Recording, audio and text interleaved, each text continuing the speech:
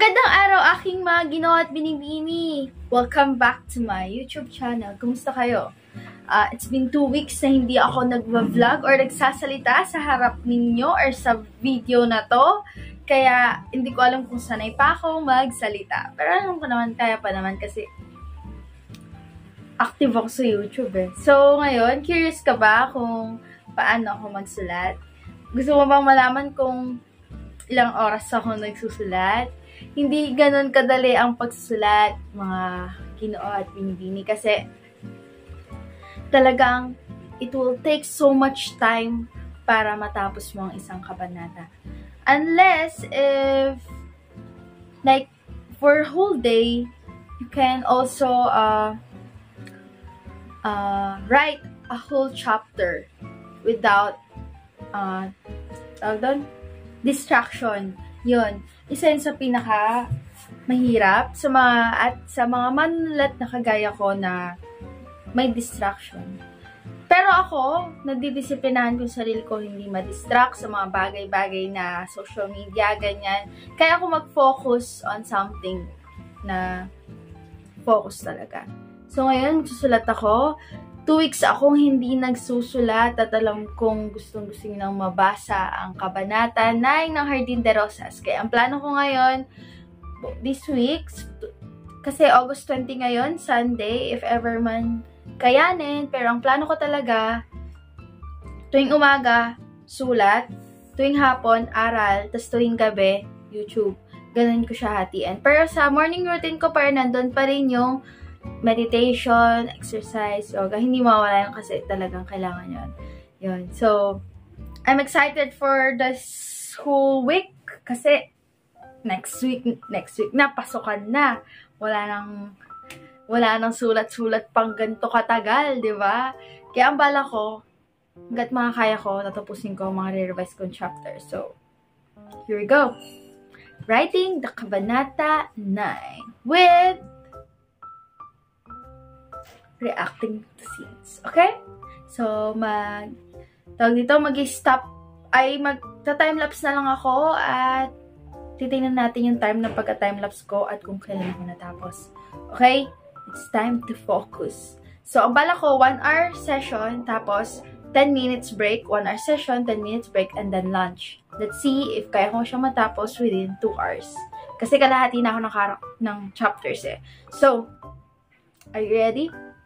Come with my journey. Let's go! Uy!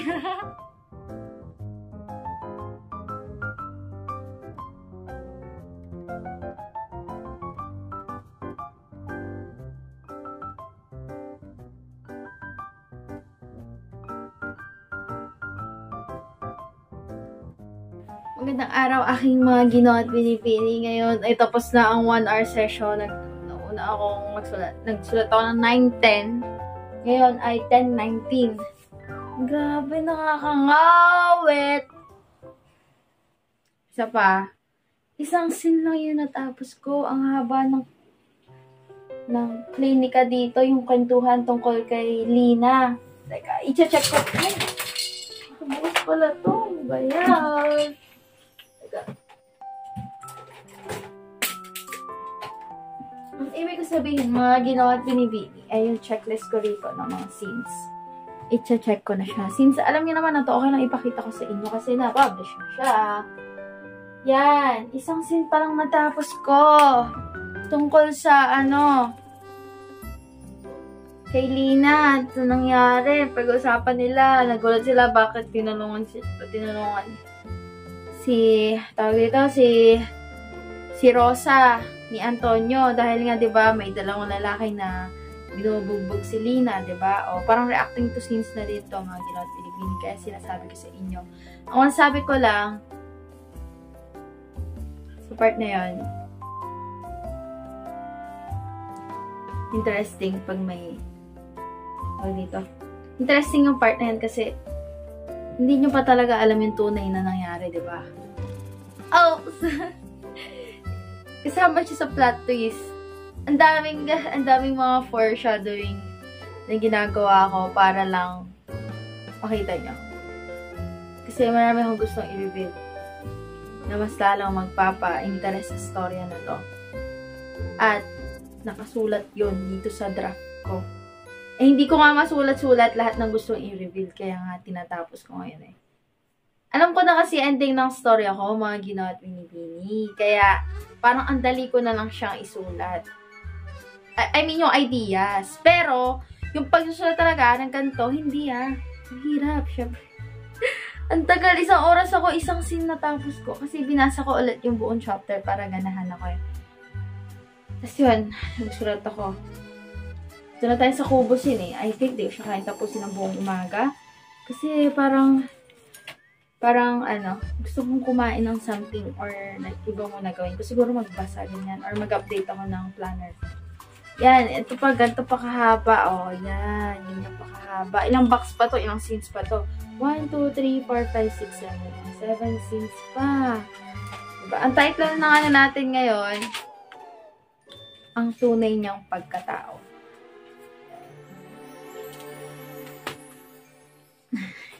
Tunay niyang pagkatao. I think, alam niyo naman na kahit di ko nasusulat, tungkol to kay Francine, kay Binibining Francine Avellino. Ang tunay niyang pagkatao. Eh, nandito si Eduardo, di ba?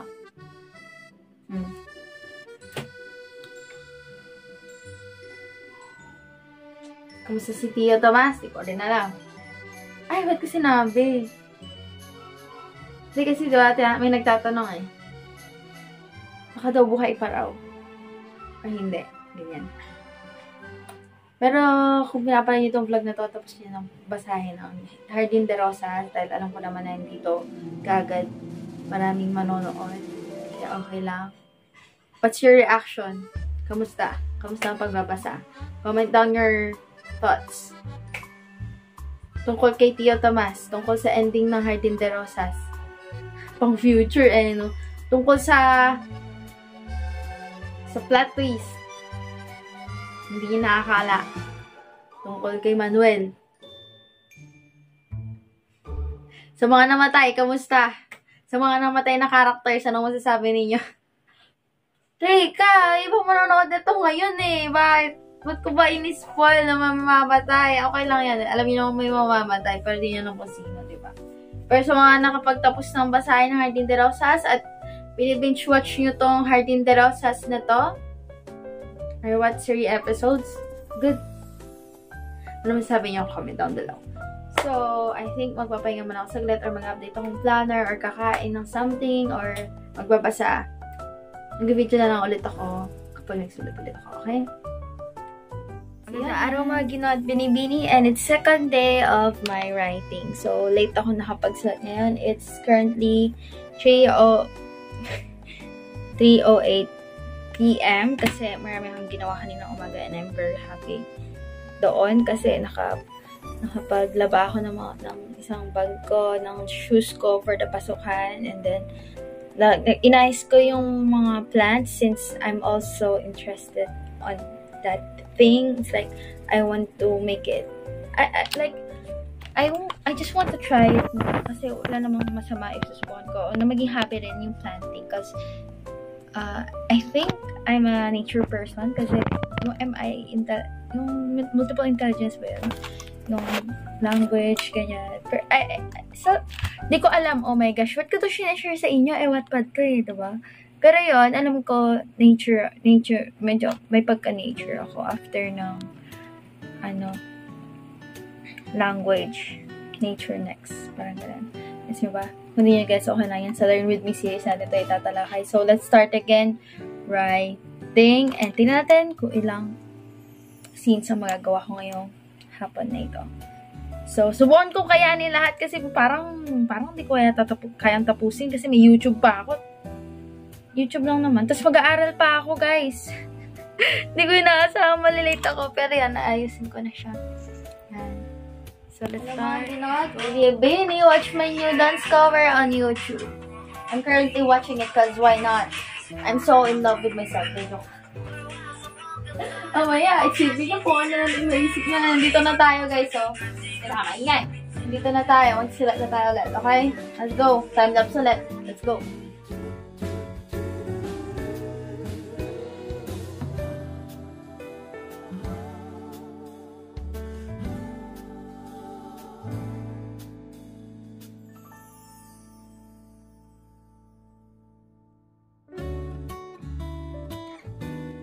Magandang araw aking mga ginod binibini. Nakatatlong scenes ako ng JDR ngayon in just 1 hour. So actually mga 1K words lang ang nagawa ko kasi it's limited. Yung oras ko kasi kailangan ko pang gawa na ibang bagay.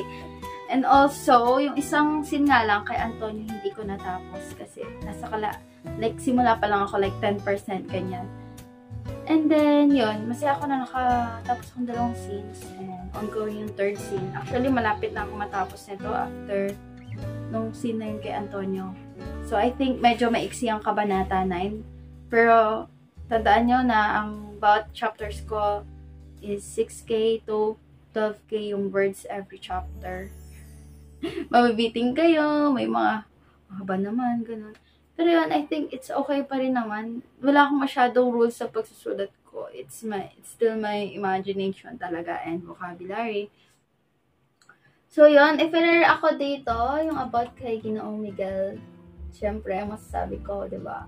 Sinagot niya na yung hinahanap na tanong ni Maria. So medyo nakinikilig ako. Pero pakinggan kong kanta dito, yung Ikaw at Ako. Ikaw at ako.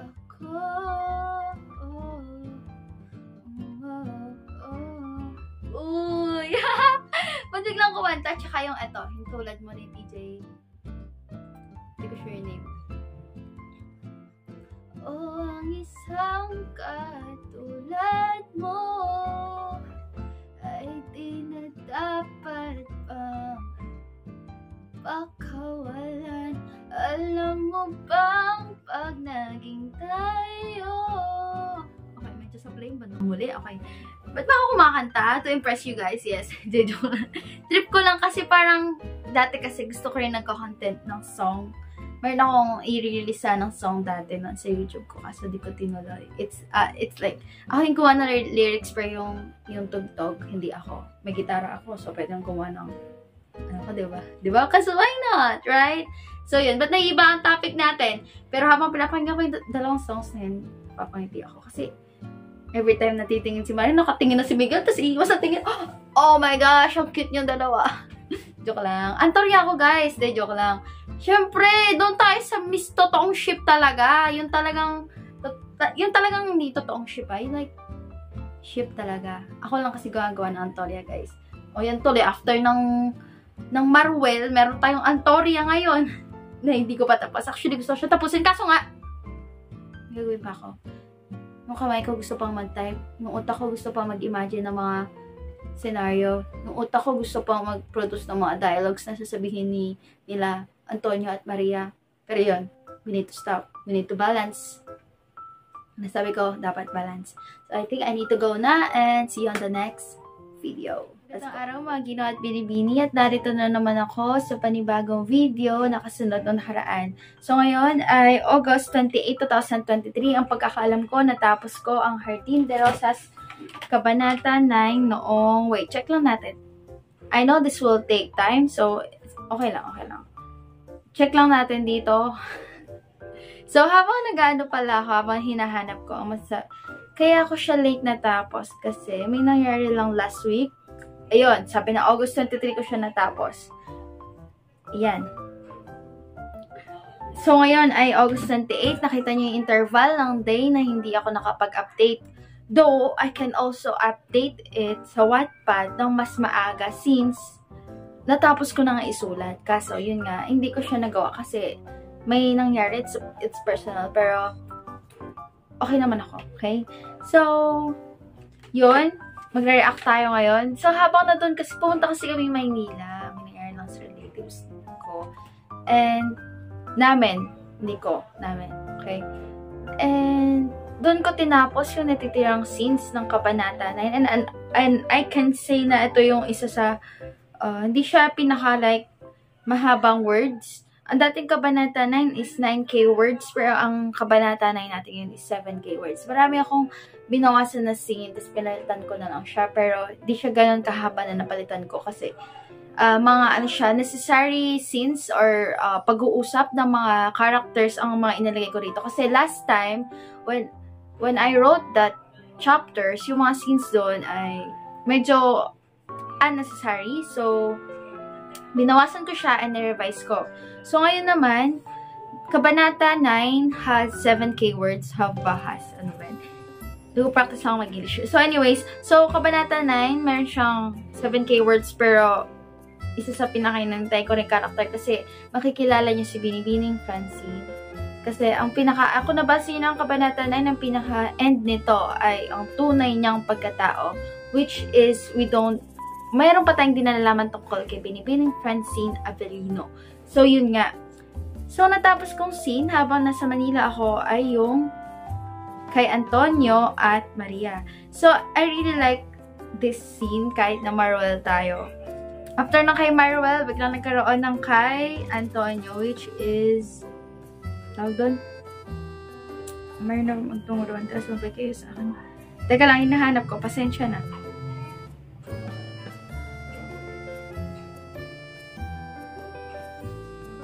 Ang haba. Teka lang. Yung awkward silence habang nagba-vlog talaga eh. Bago dumating si Samuel. Ano ba? Ang hirap naman i-scroll nito. Okay. Here we go.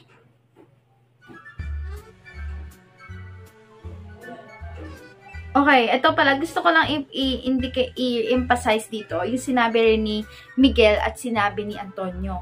Okay, tandaan nyo to kasi ewan ko, maganda, kasi yung mga na-imagine kong scenes at mga nakaplano kong scenes, talagang nagagandahan ako. Sana rin magandahan kayo. Kasi excited nga ako siyang isulat siya sa totoo lang. Talagang gusto ko siyang isulat. Kahit yung mga ilang plot twist na nakaplano na noong 2020 pa, 2021 pa, gusto ko nang isulat ngayon pa lang. So, ito dito. Ito diba sinabi ni Miguel dun sa chapter na binabasa natin. Huwag kang mag-alala sa susunod na tulong. Dahan-dahan ang pagsasalita. Okay, ito na. Huwag kang mag-alala sa susunod na tulungang muli kita at ikaw ay magpasalamat. Tatanggapin ko ito. So, meron tayong inaasahan na scenes. Siyempre kasi na mangyayari in the future chapters na tutulungan siya ni Miguel. So, tandaan niyo yan. Isa pa is yung kay Antonio. Ito na. Pagko-compare ko sa inyo later. Wait lang. Isi-save ko lang to. Teka. Gawin natin siyang i-read natin to. Okay, let's go. Dito tayo kay Antonio. So, gusto ko dito scene na to. Okay, mag-alala, gagawa ako sa mga Marwell shippers dyan. Siyempre, gagawa tayo ng Miguel and Antonio scenes. Alam nyo kasi, ito kasing part ng Antoria. Kaya kayo may mga Antoria scenes ngayon. Kasi mayroon tayong ipapakita sa next chapters. Mali nyo kasi, bigla nyong basta, ayaw kasi talaga i-spoil. Kasi, basta, yung kay Antonio, sige, lupusin nyo lang yung mga scenes niya. Kasi, hindi nyo alam kung ano mangyayari in the future, diba? Okay, babawi tayo sa Marwell, syempre. Ayun talaga ang tunay na, ship natin. So, anyways, ito na. Nakakatawa yung mga, tawag doon? Dialogo nilang dalawa dito. Ito basahin nyo na lang ulit or hindi mo ba nice pag-usapan ng taong ibig pumaslang sa ipapagawin ko ito. Kausap ko na sa aking harapan ng taong nais pumaslang sa akin, which is true, diba? Sarkastiko sagot ni Maria. Samahan mo akong kumain, hindi pa ako nagtatanghalian. Halika, binibili. Kasi diba, ang pakbet ang pinakakapaboritong putahe ni Antonio. So, you will know it why on the next chapters. In the next chapters. Hinaintindihan ko, hindi mo ibig makisilamuha sa akin sapagkat nakikita mo ako bilang kalaban o kaaway na kung tutuusin ay iyon ang katotohanan. Ikaw ay naririto sa aking mga ikinikilos kung bakit kita tinutulungan sa kadahilan ng kalaban kita. Huling pagkakataon na itong magkikita tayo kung hindi mo ibig na paslangin kita. Sabi naman ni Maria. Pagbabanta ako nang tumingin ako sa kanya. Masusunod, binibini. Maliban na lamang kung ang tadhana ang nagpasyang magkita tayong muli. Yan, alam niyo na, magkita siyempre sila sa mga next chapters. Kasi, kailangan yon. And talagang nakaplano na siya. Next naman is, To, kahit kailan ibig mo talagang hinahabol ka. Ito, sa ano pa lang, sa early chops, sinasabi niya, nagpapahabol na talaga si Maria. Pero siya yung nag-umahabol kay Miguel. Joke lang. Anyways, huwag ka mag-alala kahit na tinutulungan kita, ako pa rin ang papas lang sa'yo dahil magkaaway tayo. Talagang patayin talaga itong dalawang thing. Kumakain na dito si Antonio ng palabay. Ang kalabasa at ang palaya, ang paborito kong sangkap ng pinakbet.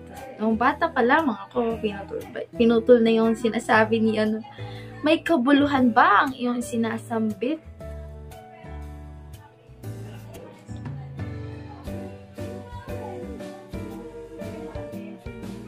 Ito, seryoso na dito. Sa tingin mo ba, magkakaroon ng pagkakataong maging Gobernador Silio ang iyong ama sa oras na makuha na niya ang posisyon ng kabesa de barangay? And we know, sa naging early chops, naging naging kabesa de barangay si Don Roberto dahil nga namatay si Don Apollo. So, tandaan niyo yun. And next naman dito, so ibig sabihin, may idea na si Antonio sa mangyayari, diba? I-perceive nyo na yun na talaga kasi tinanong niya na. Okay? And, tandaan nyo yun kasi it's part of the plot twist. Anyways, natanong ko sa iyo ito sapagkat sa oras na mangyari yon, may ibubunyag akong katotohanan tungkol sa grupo na ito.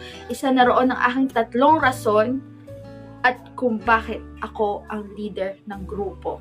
Ayun, tandaan nyo yun talaga. Yung sinabi niya na yun. Kasi, actually, sa mga hindi naka-revise sa chapters, di-reveal ko na yung 2 reasons sa iba't ibang chapters dati. Pero ni-revise ko siya, gusto ko siya isahang bagsak na lang sa isang chapter in the future. So, ito yung ni-revise kong word or salita ni Antonio na foreshadowing. Actually, it's not a foreshadowing kasi alam nyo na eh. Kaya ito, tandaan nyo yung mga sinasabi nila. Yan, ito yung next dito is ibig ko rin sabihin sa iyo na hindi mo inaakala ang taong nais pumaslang sa iyo. At sa oras na may ligtas mo ang iyong pamilya, ipapakilala ko siya sa iyo. Sa isang kondisyon. Dito actually, kapag nangyari na yung sinasabi ni Antonio, malapit na tayo sa climax ng story. Promise, malapit na tayo sa climax ng story. Anong kondisyon? Tanong pa. Tutulungan kita sa oras na kailangan mo ng tulong. Ako ang iyong magiging kasangka hanggang sa mapatay ko ang taong iyon. At kapag nangyari yon, ikaw na ang kasunod dahil ako ang nauna sa iyo. Pawang binuhusan ako ng malamig na tubig sa kanyang sinambit. Patid kong ang tadhana ay hindi sasang-ayon sa iyong kagustuhan na ito ang huli nating pagkikita, sapagkat patid ko na sa oras na mangyari ang lahat ng aking sinabi, kailangan mo ng taong tutulong sa'yo. So, as you can see, dalawa sila, diba? Si Miguel at si Antonio. That's the similarities of the two. Ang difference lang nila.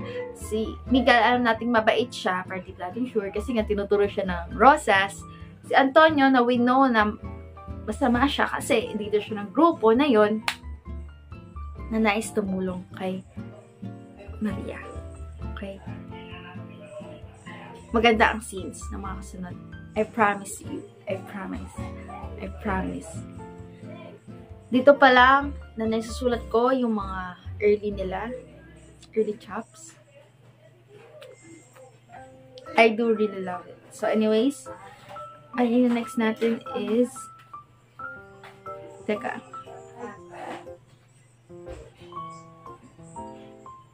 So doon na lang tayo. Yun na lang muna i-highlight ko. So ipagpunta na nila Rosa, Maria, doon sa hacienda ng Avellino is sa mga pinakainintay kong i-reveal. Malalaman niyo yung date ng kasal ng dalawa. Oo, si Antonio, si Luis at si Francie. And tandaan nyo yung description ng kabanata 9 natin, ha? Okay. Let me tell you about it.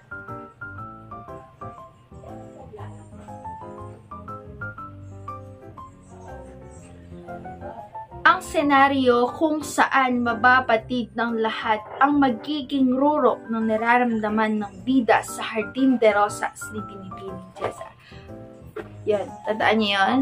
Ito siya, dito ko siya pinost sa ano ko. Bakit black ang rose dito? Hindi ba't nagsasaad ito na napaslang na ni Maria ang tinuturo ng rosas? Kaya ipagdugtong nyo ang buong kabanata 9 at description na inilagay ko sa kulay ng rosas para malaman nyo ang plot twist. Yes. Kasi may foreshadowing din sa kabanata 9, di ba? Mga sinabi ko sa inyo. Kaso hindi ko sure kung mawala niya yung plot twist. Yun lang. Kasi unti lang yung clues na binibigay ko sa early chapters ngayon kaysa nung hindi ko siya ni-revise. Ito. Pakita ko lang ito sa inyo, guys. Balik.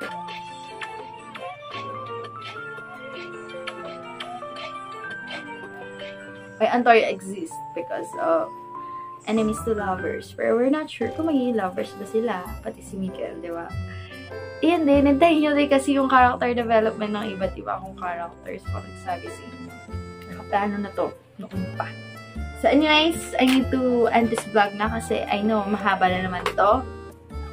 Thank you for watching aking mga ginawa at binibini, lalo-lalo na sa mga nagbabasa ng Jardín de Rosas. At kung ikaw ay bago pa lamang sa channel na to or sa bago ka pa lamang sa aking pagbabasa ng Jardín de Rosas, congrats at nandito ka na sa kabanatang ito. I'm really happy na pinapanood mo rin ito at at the same time, binasa mo yung chapters. So, huwag kalimutang mag-comment ang inyong thoughts at mag-leave ng like. And also, gusto nyo pa ng mga ganitong contents at iba ko pang mga vlogs at iba ko pang mga nais ibahagi sa inyo, huwag kayong mahiyang ipindot ang subscribe button. So, that's all. Thank you for watching.